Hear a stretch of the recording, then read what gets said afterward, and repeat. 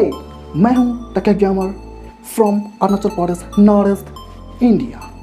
स्वागत है मेरे मोटिवेशनल स्टोरीज चैनल पर। आज मैं आपको एक इंटरेस्टिंग शॉर्ट मोटिवेशनल स्टोरीज सुनाऊंगा जो है first IPS officer from Arunachal Pradesh. तो क्या आप सुनने के लिए तैयार हो? चलिए आज कुछ सीखते हैं। यो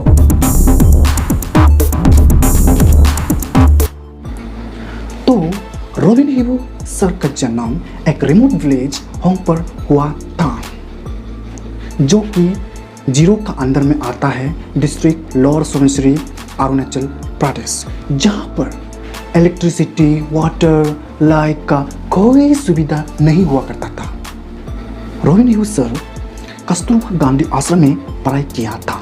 उस समय रॉबिन हिबू सर स्कूल जाने के लिए 3 किलोमीटर पैदल मार के स्कूल पहुंचता था, वो भी बिना चप्पल के।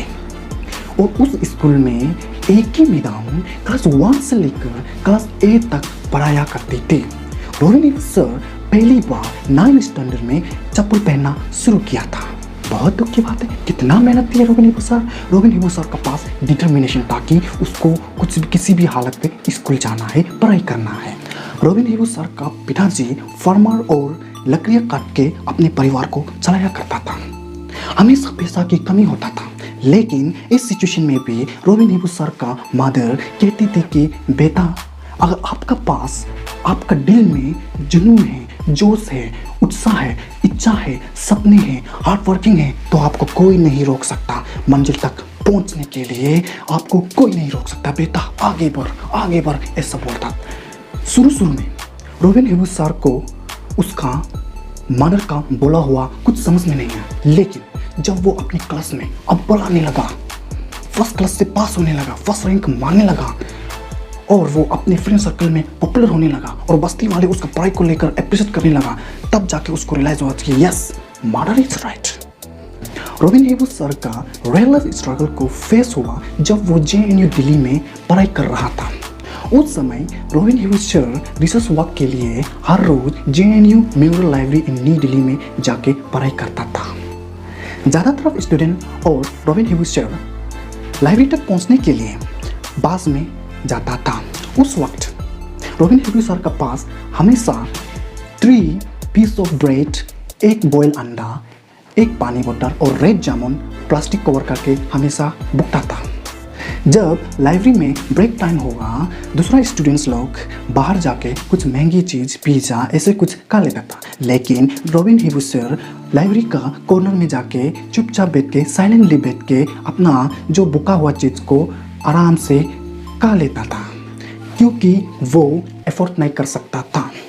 एक दिन लाइब्रेरी का इंचार्ज उसको देख लिया और पूछा कि बेटे क्या हुआ है, आप बाहर क्यों नहीं गए? उस वक्त रॉबिन हिबू सर को बहुत शर्म फील हो रहा था, क्योंकि बाकी स्टूडेंट लोग पिज़्ज़ा खा रहे थे। इसका बाद लाइब्रेरी इंचार्ज को रॉबिन हिबू सर का ऊपर बहुत सहानुभूति आ गया और कहा कि बेटा, आज से आपको यहाँ आने की कोई ज़रूरत नहीं है। आपको जितना किताबें चाहिए वो मैं दे दूँगा, ताकि आप अपने रूम में आराम से जाके पढ़ सकें।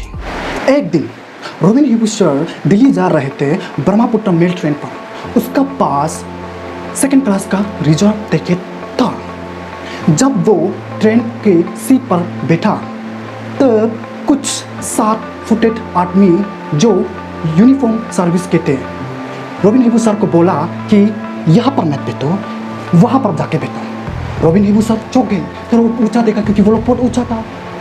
उसका बाद रॉबिन हिबू सर का लगेज को पैक करके फेंक दिया और रॉबिन हिबू सर का कोई चारा नहीं था, वहाँ से जाना पड़ा।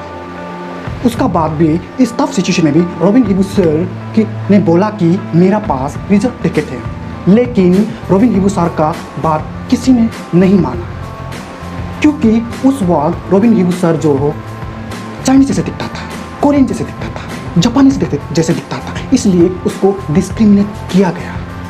मैं ये कहना चाहूँगा कि अगर हम चाइनीज जैसे दिखने से भी, कोरियन जैसे दिखने से भी, जापानीज जैसे दिखने से भी है, तो हम इंसान एज ए ह्यूमन बीइंग सबको रहते हैं, ऐसा कैसे हो सकता है?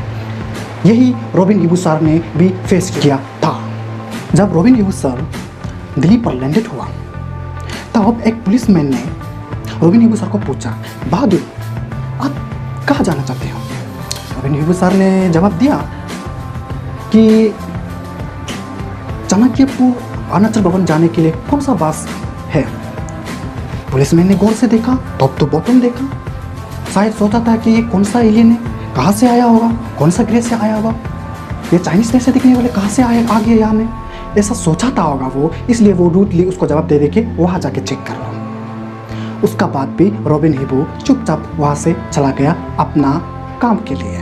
रॉबिन हिबू सर का लाइफ में बहुत चुनौतियाँ आए, बहुत प्रॉब्लम आए, इतना चुनौती इतना प्रॉब्लम आने के बाद भी रॉबिन हिबू सर बहुत मेहनत करके 1993 में आईपीएस ऑफिसर बन गया। आईपीएस ऑफिसर बनने का बाद वो राष्ट्रपति भवन में काम करने लगा और वो अपना एक खुद का एनजीओ चलाने लगा। उसका नाम है हेल्पिंग हैंड्स, जो जितना भी नॉर्थ ईस्ट का इंसान को हेल्प करते हैं, और ये एनजीओ जो पूरे इंडिया में पूरे भारत में बहुत फेमस हो गया। और रॉबिन हिबू सर का मानना है कि लाइफ में सेल्फ डिसिप्लिन बहुत इम्पोर्टेंट है, इसलिए हम लोग सुनते हैं सेल्फ डिसिप्लिन क्या है रॉबिन हिबू सर का मुंह से। और जवानों, फर्स्ट थिंग सेल्फ डिसिप्लिन, अनुशासन। जहां हम रहते थे इसमें बिलो 6 डिग्री तक टेम्परेचर नीचे चले जाते थे। शाम को एक गिलास पानी रखता तो सुबह बिल्कुल वो आइस बर्फ बन जाता। फिर भी सुबह उठने के लिए अपना को थप्पड़ मार करके अपना को पानी पीकर डिसिप्लिन अपना बनाया। और आज अगर मैं कुछ राष्ट्रपति भवन तक अगर मैं पहुंच पाया, आईपीएस ऑफिसर बना है, तो कारण self discipline. That is the first request. अगर आप में कुछ भी सपना देखे, अगर आप इसमें सेल्फ डिसिप्लिन नहीं है तो आप आगे नहीं बढ़ पाएगा। जैसे घोड़े को आप कुएं के पास ले जा सकता है, लेकिन घोड़े तब तक पानी नहीं पिएगा जब तक वो उसका मन में प्यास की भावना ना आए। So I believe young man and boys and girls, wherever you go, always remember what John F. Kennedy said. Ask yourself what you can do for your country. After all, whose country? It's you and me. We all can make a difference. So it's time for you to think over, time for you to go back, look into the glass and ask yourself after 3 years or 5 where I will be. You'll get the answer. अगर video अच्छा लगा तो channel को subscribe कर दीजिए और bell icon को ton करके दबा दीजिए। मिलते हैं अगले वीडियो पर। Thank you so much.